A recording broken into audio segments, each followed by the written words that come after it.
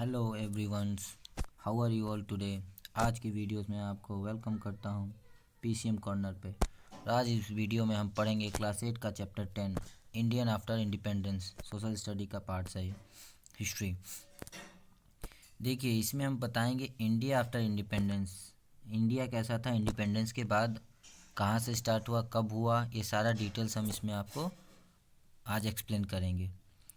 First of all, in new and A divided Nations, एक नया और डिवाइडेड नेशंस के बारे में देखिए टॉपिक्स में बताया गया। When India become independent in August 1947 it face a serious और very great challenge.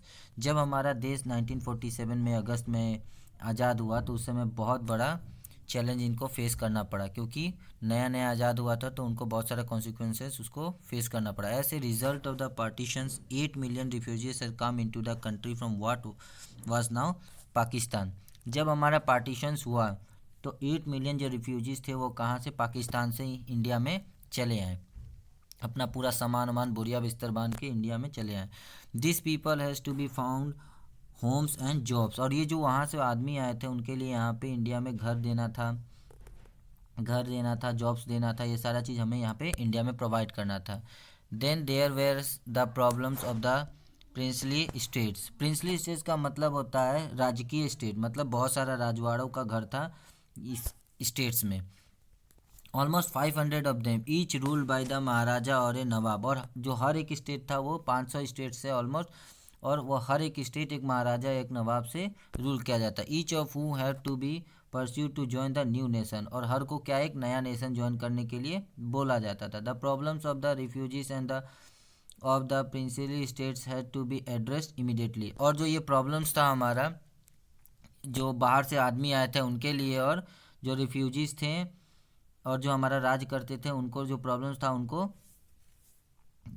Refugee and princely state has to be addressed immediately, उसको इमीडिएटली एड्रेस करना था। In the long term the new nations has to adopt a political system that would best serve the hopes and expectations of its population। तो उस समय हमें एक नया क्या बनाना था, पॉलिटिकल सिस्टम बनाना था जो हमारा पॉपुलेशंस को बेस्ट दे सके, मतलब जो उस समय पॉपुलेशंस हमारा उस समय था उसको पॉलिटिकल सिस्टम उसको बेस्ट प्रोवाइड कर सके। देख रहे हैं आपको पिक्चर्स में दिखाया गया है कितनी भीड़ थी जब इंडिपेंडेंस हमारा आज़ाद हुआ था, तो उस समय का पॉपुलेशंस में दिखाया गया है। Indian population in 1947 were large, almost 345 million. जब हमारा 1947 आज़ाद हुआ तो कितना उसका पॉपुलेशन था, on and around 34 millions. It was also divided, there were divisions between the high caste low caste, between the majority Hindu community and India who participate other facts.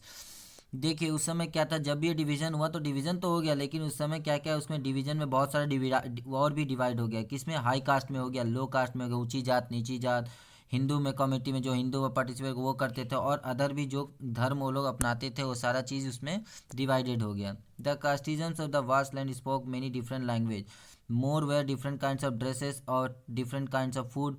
देखिए उसमें क्या था, बहुत लोगों ने बहुत अलग अलग लैंग्वेज भाषा यूज़ करते थे, डिफरेंट काइंड ऑफ ड्रेस, कपड़ा बहुत सारा डिफरेंट अलग अलग पहनते थे, डिफरेंट काइंड ऑफ फूड अलग अलग खाना खाते थे, डिफरेंट टाइप ऑफ प्रोफेशंस, अपना अपना अपना प्रोफेशंस अलग अलग वो प्रीफर करते थे। तो how could they be made to live together in one nation state, तो कैसे हम उन लोगों को एक नेशंस में रहने के लिए कर सकते हैं, उसके बारे में इसमें। To the problems of the unity was added to the problem of the development, ये सारा चीज़ डेवलपमेंट में प्रॉब्लम्स आने लगा। At independent the vast majority of Indians lived in the villages, जब हमारा देश आज़ाद हुआ था तो ज़्यादातर जो व्यक्ति रहते थे वो कहाँ पे, विलेज में रहते थे। Farmers and the peace depend on the monsoon for their survival, जो फार्मर और पीजेंट्स हैं, मतलब जो खेती करते थे वो लोग मानसून पे, नेचुरल सीजन्स पे डिपेंड करते थे अपने सर्वाइवल के लिए। So did the non farm sector of the rural economics for it the crops failed, barbers carpenter weavers and other service groups would not get paid of their service either. ठीक है, अगर हमारा जैसे खेती, जैसे आप देखेंगे मूवी लगान में देखे होंगे, उस समय उसमें भी जो खेती वो लोग करते थे किसके ऊपर, नेचर्स के ऊपर डिपेंड रहते। बारिश आता था तो बहुत वो खुशी होते थे और गाना गाते थे, डांस करते थे। उसी के हिसाब से पुराने समय पे भी हमारा क्या होता है, ऐसे ही बारिश के ऊपर वो डिपेंड रहते थे कि, और जब उनका बारिश नहीं होता था तो अदर जो उनका प्रोफेशंस थे, जैसे फैक्ट्री वर्कर्स थे, और उसके बाद कारपेंटर से, बार्बर से, वेबर से, इन लोग का भी पैसा, क्योंकि जब पैसा एक तरफ से आएगा तभी तो दूसरे को पेमेंट होगा। तो जब उन्हें उनका फसल नहीं होता था तो उनका भी पेमेंट रुक जाता था। Clearly the new nation has to lift its masses out of the poverty by increasing the productive of agriculture and by promoting new job creating. तो हमारा जो इंडिया का था उस समय बहुत गरीब देश था, क्योंकि जब नया नया डेवलप हुआ था और पैसे की कमी थी, तो उस समय हमारा क्या था, प्रोडक्टिव, हमको एग्रीकल्चर का प्रोडक्टिव डेवलप करना था और हमको नया नया चीज़ प्रमोट करना था और नए इंडस्ट्रीज़ में नया जॉब की बहुत ज़्यादा आवश्यकता थी। Unity and development had to go hand in hand. If the division between different sections of the India were not held, they could result in the violent and costly conflicts. ठीक है, वहाँ जो difference between क्या था, sections में था, वो division बहुत ज़्यादा जरूरी था, बिकॉज रिजल्ट इन द वो अगर नहीं होता तो बहुत ज़्यादा कॉन्सिक्वेंस हमें फेस करना पड़ता। High caste fighting with the low caste, जो ऊंची वाली कास्ट है वो नीचे वाले कास्ट से लड़ते थे, हिंदू मुस्लिम के साथ लड़ाई करते थे। सेम टाइम जो फ्रूट्स इकोनॉमिक डेवलप था did not reach the broad masses of the population, और जो खाना था वो सभी के पास सही नहीं पहुंच पाता था, किसी को कमी हो जाती थी, किसी के पास खाना ही खाने को नहीं रहता था। It could create a fresh division, ये क्या करता था, फ्रेश डिवीज़न दिखाता था। इसमें फॉर एग्जांपल देखिए, between the rich and the poor, गरीब और अमीर के बीच में डायरेक्ट किसी को भी आप देख के बता सकते थे कि कौन गरीब है कौन अमीर है। Citizens of the country side between the regions of India and there were prosperous and regions of the least behind. ठीक है, वो इस समय उस खाने की और उस समय इतनी कमी थी और अपने आप आपस में लड़ाई वड़ाई करते थे कि उस समय डायरेक्टली आप अगर देख लेंगे तो आप बता सकते थे कौन रिच है कौन पुअर है, कौन से कास्ट का है, किधर रहता है, कंट्री साइड में रहता है कि इंडिया बीच में रहता है, ये सारा चीज़ आप लोग देखते ही डिफ्रेंशिएट कर सकते थे।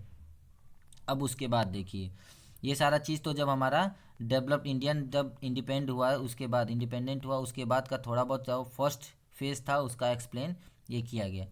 अब उसके बाद देखिए इसमें क्या क्या है, कॉन्स्टिट्यूशन वाज रिटेन, कॉन्स्टिट्यूशन की बहुत ज़्यादा जरूरत थी तो इसलिए वो लिखा गया। Between December 1946 and November 1949 some 300 Indians had a series of meeting on the country political future. 1946 से दिसंबर का स्टार्टिंग मतलब बिटवीन में बताया गया, बिटवीन 1946 से नवंबर 1949 में कुछ 300 लोगों ने जो मीटिंग पॉलिटिकल फ्यूचर्स को सोच के और एक मीटिंग्स रखा गया। This meeting of the constitution assembly health in new Delhi, कहाँ पे हेल्ड किया गया था, न्यू दिल्ली में सभा बैठाई गई थी। But the participant came from all over the India, लेकिन जो उसमें भाग लेने वाले थे वो पूरे भारत से आए थे, and from different political parties, और अलग अलग पॉलिटिकल पार्टी से भी थे। This discussion result in the farming of Indian constitution which came into effect on 26 जनवरी 1950। देखिए हमारा जो सारा कुछ तो डिस्कशन हो गया, लेकिन हमारा जो कॉन्स्टिट्यूशन था कब इफेक्ट में आया, मतलब कब लोगों को पर लागू होने लगा, 26 जनवरी 1957, जिस दिन हम इंडिपेंडेंस डे मनाते हैं अपना 26 जनवरी को। One feature of the constitution was its adoption of the universal adult franchises, एक उसका जो कॉन्स्टिट्यूशन का फीचर था वो फ्रेंचाइजीज, अडल्ट फ्रेंचाइजीज को यूनिवर्सल एडॉप्ट किया। All Indians above the age of the 21 would be allowed to vote in the state and the nation election, जो 21 साल से ऊपर थे जितने भी आदमी थे उनको वोट देने की पूरी अनुमति थी। This was the revolutionary stage for never become had Indians been allowed to choose their own leader. लेकिन इसमें क्या हुआ, रिवोल्यूशनरी स्टेप्स हो गया for never before had Indians been allowed to choose their own, अपना लीडर को खुद चुनने का ये सबसे पहला नियम निकाला गया था, इसीलिए वो रिवोल्यूशनरी स्टेप्स माना गया, क्योंकि इसके पहले कभी भी ऐसा नहीं हुआ था कि जनता लोग अपना खुद का लीडर चुना जाए। In other countries such as the United Kingdom and other the United State this right has become guaranteed in the states. देखिए पहला फर्स्ट टाइम्स में ही जो इंडिया था वही इंडिपेंडेंस हुआ और अपने नेता को चुनने का अनुमति दिया कि आप अपना खुद का नेता चुन सकते हैं। देखिए इसमें साइड्स में दिया गया फ्रेंचाइजीज का जो मीनिंग है यहाँ पे उसका दिया गया राइट टू वोट। फ्रेंचाइजीज का मीनिंग क्या होता है, आपको मूल अधिकार दिया गया है वोट देने के लिए। अब देखिए then man who were educated were also added on, जो आदमी उस समय एडुकेटेड था थोड़ा शिक्षित था उनको भी उसमें ऐड किया गया। Working classes man goat the voted only after a long struggle, जो वर्किंग क्लासेस थे जो काम करने वाला जो क्लासेस थे वो बहुत ज़्यादा मेहनत करने के बाद ही उनको वोट मिला। Finally after a bitter struggle of their on American and British women were granted the vote, और बहुत मुश्किलों के बाद बहुत सारे मुश्किल झेलने के बाद क्या हुआ, उनको अमेरिका और ब्रिटिश को ग्रांट किया गया वोट के लिए। On the other hand soon after independence India chooses to grant this right to all its citizen regardless of the gender, classes और एजुकेशन। लेकिन इंडिया में ऐसा नहीं हुआ। इंडिया में जैसे ही इंडिपेंडेंस हुआ ये सभी को एक ही बार अधिकार दे दिया गया कि आप लोग अपना वोट दे सकते हैं, right to all its citizen regardless of the gender, class और एजुकेशन। उसमें कोई भी डिवीजन नहीं किया, ना तो जेंडर में किया गया, ना तो क्लास में किया गया, ना ही एजुकेशन में किया गया। लेकिन ये यूएसए में था, उसमें ये सारा चीज़ जो यूनाइटेड स्टेट में जो बताया गया यहाँ पे वो सारा चीज़ वहाँ पे क्लासीफाई करने को बहुत मेहनत के बाद उन लोग को सभी को वोट देने का अधिकार मिला था। The second feature of the constitution is that it gradually equality before the law of all the citizen। Second हमारा कॉन्स्टिट्यूशन का फीचर्स क्या था, वो सभी का मेन इक्वलिटी था, सबको सेम अधिकार मिला था, regardless of their caste of the religious affiliations. इसमें कास्ट और रिलीजियस कुछ देखा नहीं गया, सबको बराबर का अधिकार दिया गया। There were some Indians who wish that the political systems of the new nation be based on the Hindu ideals and that Indian itself be run on the Hindu state. लेकिन उसमें कुछ ऐसे पॉलिटिकल स्टेट थे वो क्या कह रहे थे कि जो हमारा नेशंस का ये न्यू नेशंस बने वो किसके आइडियल्स पे बने, हिंदूज के आइडियल्स पे बने, लेकिन और जो रूल हो वो हिंदू स्टेट्स उसको बनाया जाए। लेकिन they pointed to the example of Pakistan, a country created to protect and future further the interest of particular religious committee. उन्होंने क्या किया है, पाकिस्तान को एक पॉइंट आउट किया कि देखिए उसमें सभी लोग मुस्लिम रहते हैं, एक कंट्री और मुस्लिम के देश के नाम से ही वो कंट्री चलता है। However the Indian prime minister Jawaharlal Nehru was the opinion that the Indian could not and must not become a Hindu Pakistan. देखिए लेकिन उस समय जो हमारा प्राइम मिनिस्टर थे जवाहरलाल नेहरू, उन्होंने बोला कि नहीं ऐसा नहीं होगा, हम हिंदू पाकिस्तान दोनों के देश इसमें बनाएंगे। Besides Muslims India also had a large population of Sikhs and Christianities as well as many Parsis and Jainism. देखिए मुस्लिम्स के अलावा भी इंडिया में और भी बहुत सारे जात के लोग रहते थे, जैसे सिख, क्रिश्चियनिटी, पैरिसम, जैनिस, ये सारे भी रहते थे। Under new constitution they would have the same right as Hindu. और जो नया कॉन्स्टिट्यूशन बना था उसके अंदर हिंदू से के बराबर ही उनको भी राइट्स मिला था, सेम अपॉर्चुनिटी, बराबर का अधिकार मिला। केम टू सीकिंग जॉब, जो उनको नौकरी कोई भी जाके ले सकता था, जैसा नहीं कि कास्ट उनका अलग हो तो वो नहीं ले सकते थे, गवर्नमेंट सेक्टर में या प्राइवेट सेक्टर में। Same rights before the law, law के सामने सभी का एक ही अधिकार था, एक ही, सबको एक ही जैसा देखा जाता था लॉ के सामने। और देखिए अब इसके बाद सेकंड फीचर हो गया। थर्ड फीचर हमारा क्या है, the third feature of constitution was that it offered A special privilege for the poorest and most disadvantage India. ठीक है, हमारा जो सेकेंड थर्ड हमारा फीचर्स क्या है, द कॉन्स्टिट्यूशन के सामने special pilgrimage for the poorest and the most disadvantage. ये पुअरेस्ट के लिए था जो बोल रहे थे लोग कि डिसएडवांटेज है, लेकिन वो ऐसा करने के लिए मना किया क्योंकि इसके ऊपर हम लोग पढ़े हैं कि सबको बराबर का अधिकार दिया गया है। जो गरीबों लोग को भी 20 अधिकारी उनको मतलब उनको अधिकार दिया गया था। The practice of the untouchability describe as a slur and the bolt. जो हमारा अनटचेबिलिटी छुआछूत की उस समय चला था बहुत पहले, वो क्या, on the fair name of India was abolished. Slur और उनको ब्लॉट बोला जाता था। Hindus temple previously open the only the higher caste. जो हिंदू जो टेम्पल्स थे वो किसके लिए पहले खुला रहता था, सिर्फ ऊंची कास्ट के लिए, जो हायर कास्ट है उनके लिए। Thrown open to all including the former untouchables. After a long debate, the Constitution Assembly also recommended that a certain percentage of the seat is linguistic as well as the job in the government be reserved for the member of the lower caste. तो इस पर बहुत सारे चर्चा होने के बाद, बहुत सारे डिस्कशंस होने के बाद क्या बोला गया, कुछ परसेंटेज का जो नौकरी थी और जो सीटें थी वो गवर्नमेंट सेक्टर्स में वो किसके लिए, लोअर कास्ट के लिए रिजर्व किया जाए। तो रिजर्व की प्रथा जो हमारा आज का रिजर्वेशन जो पोस्ट है, जो आजकल हम लोग को रिजर्वेशन कोटा जो मिलता है वो उस समय से ही चलता आ रहा है। It had been argued by some that untouchables और so they were now known as Harijans candidate did not have good enough grace to get into the prestigious Indian administration service. ठीक है, उस समय जो हमारा अनटचेबिलिटी को जो हरिजन्स को बोला गया था, वो बोला गया था उसको इतना भी अभी उनको candidate do not have enough grades, उनके पास इतना ग्रेड्स नहीं था कि वो उसमें आके पार्टिसिपेट कर पाए। ठीक है, but as one member of the constitution assembly H J Khandarkar argued, क्या किया उन्होंने, लड़ाई किया। इट वाज द आर्ग्यू मतलब बहसबाजी की, upper caste who were responsible for the Harijans being until today addressing his more pilgrimage colleagues Kedarnath said.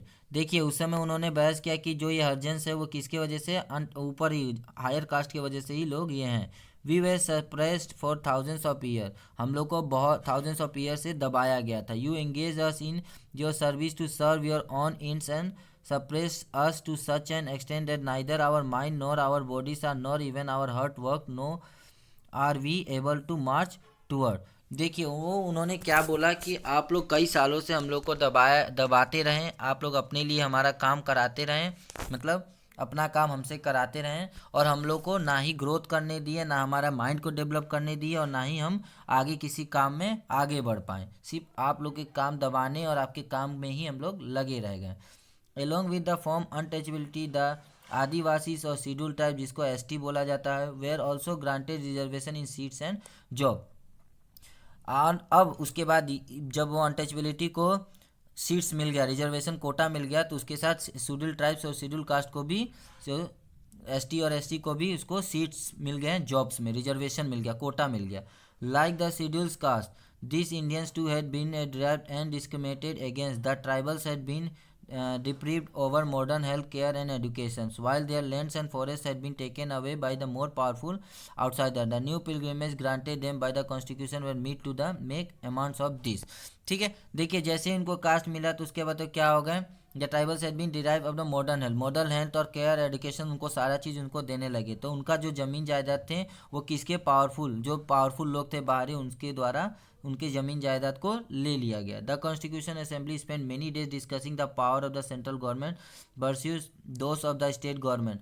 Some member thought that the central interest should be formal. देखिए जो कॉन्स्टिट्यूशन का assembly था बहुत दिनों तक इन पे चर्चा चलता रहा कि जो सेंट्रल गवर्नमेंट का पावर था उसमें क्या होना चाहिए, कौन संभालेगा, कैसा होना चाहिए। ठीक है, only a strong centre it was argued would be its a position to think and plan for well being of the country as whole. क्योंकि देखिए हमारा सेंट्रल गवर्नमेंट क्या होता है, सेंटर में रहता है, तो उसको एक स्ट्रॉन्ग सेंटर बनाना चाहिए और डेवलपमेंट के लिए सोचना चाहिए, क्या अच्छा प्लान्स बनाना चाहिए, वेल बीइंग कंट्रीज होना चाहिए। Other member failed that the provinces should have a great autonomy and freedom, उनके पास ऑटोनॉमी और फ्रीडम होना चाहिए। A member from Mysore feared that under the present system democracy the center in the Delhi and it's not allowed to work in the same sense as the spirit in the rest of the country। जैसे जो members जो मैसूर के थे वो डरने लगे, कहें कि जो अगर डेमोक्रेसी इन द सेंटर इन दिल्ली में बना गया तो उनको वर्क करने के लिए अलाउड नहीं किया जाएगा, और रेस्ट ऑफ द कंट्री बाकी और कंट्रियों में वर्क करने के लिए अलाउ नहीं किया जाएगा। ए member from the Madras insisted that, Madras से जो मेंबर था वो क्या किया, क्योंकि अलग अलग जगहों से लोग आए थे और बोला गया कि दिल्ली को सेंटर बनाया जाएगा, तो जो दिल्ली से जो दूर दूर पे थे वो लोग उनको अपोज किए कि हमारे देश के तक ये काम नहीं हो पाया।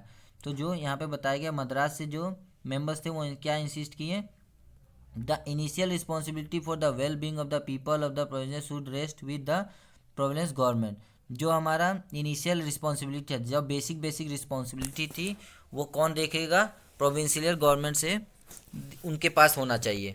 The constitution sought to balance this competing claims by providing 3 list of subject. ये कैसे सुलझा, 3 लिस्ट ऑफ सब्जेक्ट उसको देखे थे। A union list with subject such as the tax, defence and foreign affairs which would be the exclusive responsibility of the centre. ठीक है, अब क्या किया गया, सारा चीज़ उसमें डिवाइड कर दिया गया। तो सबसे पहला जो था यूनियन लिस्ट था, इसमें क्या था, टैक्सेस और एक्सक्लूसिव रिस्पॉन्सिबिलिटी जो था वो सेंटर को दे दिया गया। फिर दूसरा क्या आता है, एक state list of a subject such as education and health which would be taken care of principal by the state.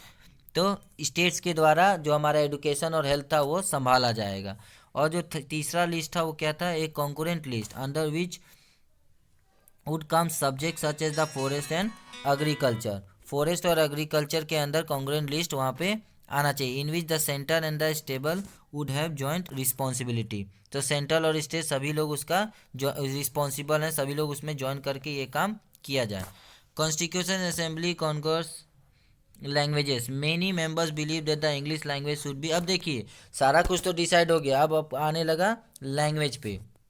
हमारे लैंग्वेज पे क्या आता है, अब उसका इंग्लिश होना चाहिए कि हिंदी होना चाहिए, वो चीज़ इसमें आपको बताया गया। In place they argued should be taken by the Hindi, और इसका जो आर्ग्यूड था वो क्या हिंदू के थ्रू लिया गया। However those who did not speak Hindi were the different opinion, अब जो हिंदी नहीं बोलते थे उनका अलग ओपिनियन था। और जो speaking in the assembly T Krishna Marji who converted a warning to on the behalf of the people of the south, some of the whom treated to separate from India if Hindu was imposed on them।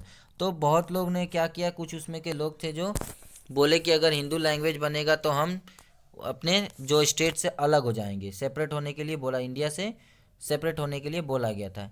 A comparison was finally arrived, it's namely that while Hindu would be the official language of India, English would be used in the court, the service and the community between one other and the state। देखिए अब उसमें क्या इसमें बताया गया, compromise किया गया कि namely that will Hindu would be the official language, official language क्या रहेगा, हिंदू रहेगा ऑफ इंडिया, लेकिन जो हमारा कोर्ट में, सर्विस में और दूसरे लोग से कम्युनिकेशन करने में, स्टेट और अदर से, उसमें क्या हो जाएगा, इंग्लिश लैंग्वेज का यूज़ किया जाएगा। Many Indians contributed to the farming of the constitution, but perhaps the most important role was played by Dr. B.R. Ambedkar. सभी लोग ने इसमें कंट्रीब्यूट किया, लेकिन सबसे मेन जो काम किसने किया था, doctor B R Ambedkar, who was the chairman of the drafting community and under whose supervision the document was finalize. ठीक है, तो ये क्या थे उस समय कि ड्राफ्टिंग कमेटी के चेयरमैन थे, और जिसके अंदर में ये जो भी डॉक्यूमेंट्स थे वो सुपरवाइज हुआ था। In his final speech to the Constitution Assembly, Dr. Ambedkar pointed out that the political democracy had to be accomplished by the economic and social democracy. Giving the right to vote would be automatically leaded to the removal of other inequalities such as between rich and poor or between upper and lower caste. With the new constitution, he said India। ठीक है, देखिए अब इसमें उसमें क्या बताया है कि सभी को इक्वल अधिकार देने का एक कारण हो सकता है, मतलब ये सारे जो कारण है वो हट सकते हैं। राइट टू वोट, सभी को बराबर वोट देने का था कि उसमें रिच और पुअर का डिफ्रेंशिएट हट जाएगा, मतलब अमीरी और गरीबी में कोई अंतर नहीं रहना पड़ेगा। अपर कास्ट और लोअर कास्ट में भी कोई चीज़ डिफ्रेंशिएट, भेदभाव नहीं किया जाएगा। अब India was going to enter into a life of contradictions, in political we will have equality and in social and economic life we will have inequality. अब देखिए पॉलिटिकल्स लाइफ में हम लोग सभी लोग इक्वलिटी में सभी लोग बराबर रहेंगे, लेकिन इकोनॉमिक्स लाइफ में इन इक्वलिटी रहेंगे। In politicals we will be recognize the principle of one man one vote and one value. अब पॉलिटिकल्स में क्या हो जाएगा, one man one vote one value, एक आदमी एक अधिकार एक वोट। ठीक है ना। In one social and economic life we shall by reasons of our social and economic structure continue to deny the principle of one man one value. अब देखिए उसमें कुछ रीजन है जो इनको वन मैन वन वैल्यू का deny कर रहे थे, मतलब मना कर रहे थे कि नहीं ये नहीं होगा। यहाँ तक आपको समझ में आया? चीज़ें जो है लाइन बाय लाइन में इसको समझा रहा हूँ, उसको बहुत अच्छे से, इसका होप आप लोग को समझ में आ रहा होगा। चलिए देखिए इसके बाद आगे देखते हैं। How were states to be formed, हमारा स्टेट्स था कैसे बना। Back in 1920, the Indian National Congress, the main party of the freedom struggle, had promised that once the country would independence, each major linguistic group would have its own provinces। देखिए जो Indian national Congress था, जो party freedom जो struggle कर रहा था freedom के लिए, उन्होंने क्या प्रॉमिस किया था कि जब इंडिया इंडिपेंडेंट हो जाएगा तो सभी के पास अपना, सभी पार्टीज के पास अपना अपना मेजर लिंग्विस्टिक ग्रुप होगा। अब लिंग्विस्टिक मतलब रिलेटिंग टू द लैंग्वेज, अपना अपना लैंग्वेज उसको मिला जाएगा। However after independence the Congress did not take any steps to honour this promise. लेकिन जैसे ही वो जीत गया तो इस प्रॉमिस पे वो खड़ा, जैसे सभी चीज़ हमें था नेता लोग, जैसे जब हम लोग से वोट मांगने आते हैं बहुत सारा हम लोग को बोल के जाते हैं कि ये करेंगे वो करेंगे, लेकिन जीतने के बाद कोई भी पूछता नहीं है। इसके वजह से वो लोग भी जब जीत गए तो वो लोग पूछे नहीं। For Indians had been divided on the basis of the regions. India को किस में डिवाइड किया, रिलीजन्स के इस पे डिवाइड कर दिया गया। Despite the wishes and the effort of Mahatma Gandhi, freedom had come not to one nation but to two. As a result of the participation of India, more than million people had to be killed in the rights between Hindus and Muslim. देखिए जब हमारा जो महात्मा गांधी उस समय freedom के लिए लड़ रहे थे तो हिंदू और मुस्लिम में जो फाइट हुआ था बहुत सारे लोग उसमें मारे गए थे। Could the country afford further divisions on the basis of the language. इसमें बताया गया could a country afford further division on the basis of the language, क्या कंट्री को हम लोग भाषा के ऊपर आगे डिवाइड कर सकते हैं कि नहीं, वो आगे आपको इसमें पढ़ाया जाएगा।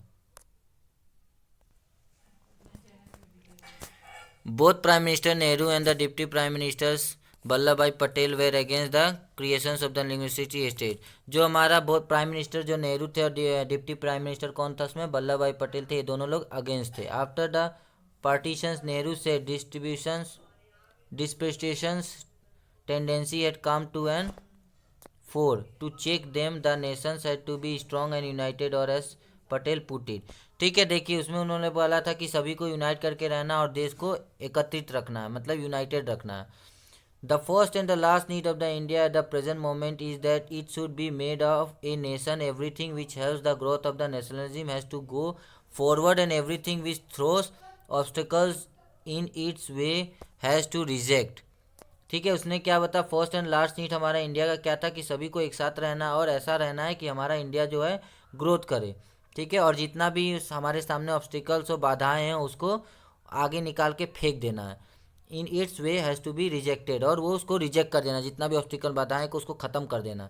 We have applied this test to the legislative provincial also and by this test in our opinion can not be supported. और इनके ओपिनियन में ये चीज़ सपोर्ट नहीं करना था। That the Congress leader would not go back on their promises, creating great disappointment. The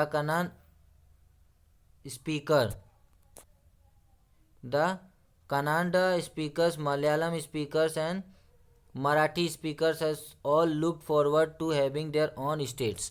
ठीक है, देखिए अब जो कनाडा स्पीकर्स थे, मलयालम स्पीकर थे, मराठी स्पीकर थे, ये लोग क्या कि जैसे उन्होंने प्रॉमिस किया था कि जैसे ही हमारा देश आज़ाद होगा सभी को अपना अपना जो भाषा है, सभी को अपना अपना एक आप लोग को अधिकार दे दिया जाएगा। लेकिन जब वो नहीं हो पाया तो उसी में देखिए सभी लोग क्या करने लगे, जो जो अपना अपना भाषा बोलते थे वो अपना अपना स्टेट्स मांगने लगे and forward having their own states. The strongest protest however come from the Telugu speaking district of what was the Madras presidency when Nehru went to the campaigns there during the general elections of 1952 he was met with a black flags and slogans demanding we want Andhra। ठीक है, तो क्या है, जब president जो नेहरू गए थे 1957 में, जब उनका इलेक्शंस के समय पे, तो कहाँ पे गए थे, देखिए यहाँ पे बताया गया 1957, तो ब्लैक फ्लैग के साथ उनका स्लोगन क्या था, उनको क्या चाहिए, हमें आंध्रा चाहिए। In October of that year veteran Gandhian named Potti Sriramulu went on the hunger strike on demanding for the formations of Andhra state to protect the interest of the Telugu speakers। ठीक है, उस समय देखिए जैसे प्रोटेस्ट होता था उस समय भी वो लोग प्रोटेस्ट करते थे, और किस पे वो बैठ गए थे, हंगर स्ट्राइक, भूख हड़ताल पे वो बैठ गए थे। और क्या मांग रहे थे, जो उनका आंध्रा था वो तेलुगु स्पीकर्स लोग थे, वो लोग उनका डिमांड कर रहे थे कि हमको अपना स्टेट दे दिया जाए। As the first went on it attract much supporter, hartals and bandhs were observe in many towns. और जैसे ही ये स्ट्राइक बैठा तो सभी लोग को आकर्षित कर लिया और बहुत सारे टाउन्स और एरिया में हड़ताल और बंस स्टार्ट हो गए। ऑन 15 दिसंबर 1952 58 डेज के इनटू हिज फास्ट, वो 58 डे तक फास्ट में रखे और उसके बाद वो मर गए। श्री रामुल क्या हुआ, मर गए। As a newspaper put it the news of the passing away of the, newspaper में भी वो छप गया कि श्री रामुल मर गए।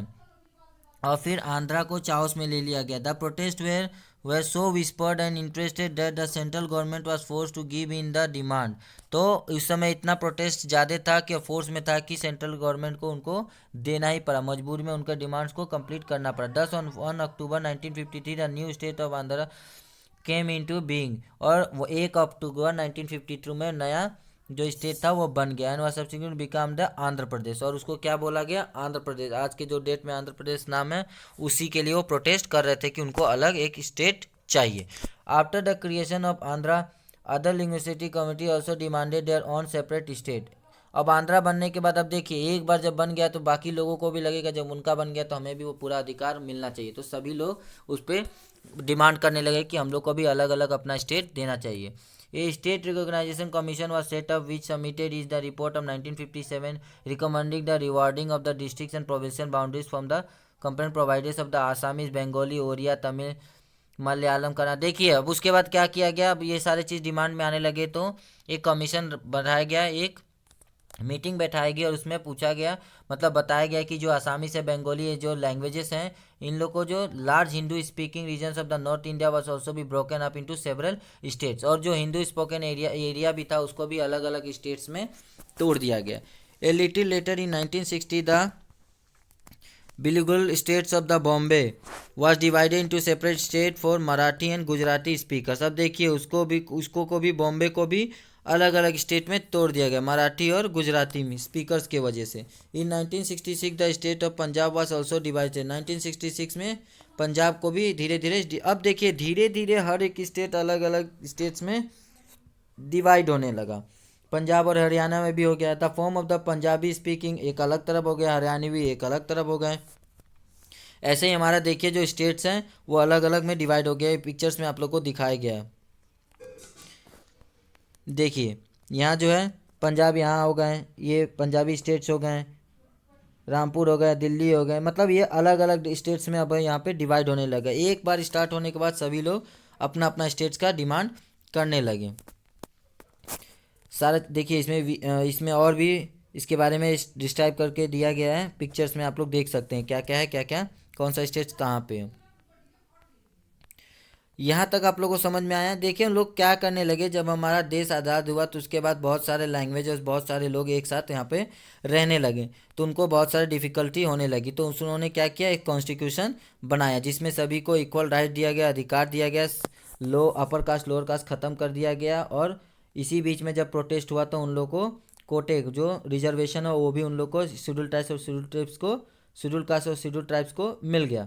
बाकी अब उसके बाद देखिए जब इस लैंग्वेज के ऊपर आया कि कौन सा लैंग्वेज होना चाहिए, इंग्लिश की हिंदी होना चाहिए, तो उस पर भी बहुत सारा प्रोटेस्ट हुआ। तो लास्ट में क्या फाइनलाइजेशन हुआ कि हिंदू एक कॉमन लैंग्वेज रहेगा, लेकिन अदर स्टेट्स या किसी के साथ कम्युनिकेशन या कोर्ट में बात करने के लिए इंग्लिश लैंग्वेज हम यूज़ कर सकते हैं। ठीक है, बाकी आगे क्या हुआ, अब लोगों ने जो जो अपना अपना भाषा, जो कांग्रेस ने प्रॉमिस किया था उसके लिए कि जब हमारा देश आज़ाद हो जाएगा तो आप लोग को जो भी अपना अपना भाषा है वो अपना अपना अलग अलग स्टेट मिल जाएगा, आप लोग को पूरा अधिकार दिया जाएगा। लेकिन जब कंट्री आज़ाद हो गया तो ये चीज़ उनको फुलफ़िल नहीं किया गया, तो उसके ऊपर भी प्रोटेस्ट हो गया। और प्रोटेस्ट होने के बाद कुछ लोगों ने, जो आपको मैंने बताया, जैसे कि उन्होंने क्या किया था, अनशन पे बैठ गया था, मतलब हड़ताल पे बैठ गए थे। जो श्री रामुल थे, श्री रामुल जो थे वो भूख हड़ताल पर बैठ के और अपना स्टेट जो आंध्रा स्टेट था उनको अलग मांग की। तो बाद में 1952 में क्या वो मर गए, तो पेपर में सब आ गए थे, बात बहुत आगे बढ़ गई थी। तो आंध्र फोर्सली, मतलब गवर्नमेंट को ना चाहते हुए भी वो स्टेट उनको अलग स्टेट देना पड़ा। और जैसे ही आंध्र प्रदेश अलग स्टेट बन गया, अब सभी लोग अपना अपना जो जो अपना अपना लैंग्वेज बोलते थे उस हिसाब से अपना स्टेट का डिमांड करने लगे और अलग अलग स्टेट्स डिवाइड हो गया तभी। और आज के डेट में हम लोग का जो स्टेट्स है 28 स्टेट्स जो इंडिया में डिवाइडेड है, उसी के ऑन द बेसिस ऑफ वहीं से स्टार्ट हुआ और वो सारा चीज़ डिविडेशन अभी तक चलता आ रहा। ठीक है, यहाँ तक आज हमारा कंप्लीट करते हैं। होप आप लोग को वीडियो अच्छा लगा और समझ में भी आया, तो आप लाइक सब्सक्राइब कर लीजिएगा और बेल बटन ज़रूर दबा लीजिएगा। नेक्स्ट वीडियो इसका जो सेकेंड पार्ट है जब मैं बनाऊँगा तो आपको अपडेट मिल जाएगा। Thank you for today.